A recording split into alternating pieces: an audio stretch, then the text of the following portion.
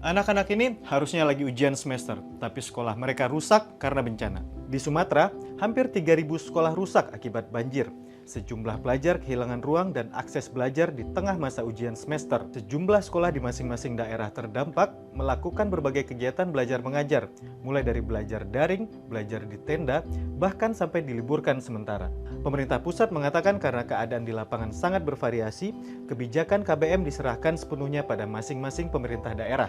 Secara prinsip ada benarnya menyerahkan ke daerah karena daerah itu paling tahu kondisi di lapangan. Tapi harus ada koordinasi lintas sektor, pendanaan gitu ya, dan tadi kurikulum dari pusat juga. Tidak bisa buru-buru, yang penting studi ujian harus berjalan padahal anaknya kehilangan kedua orang tua.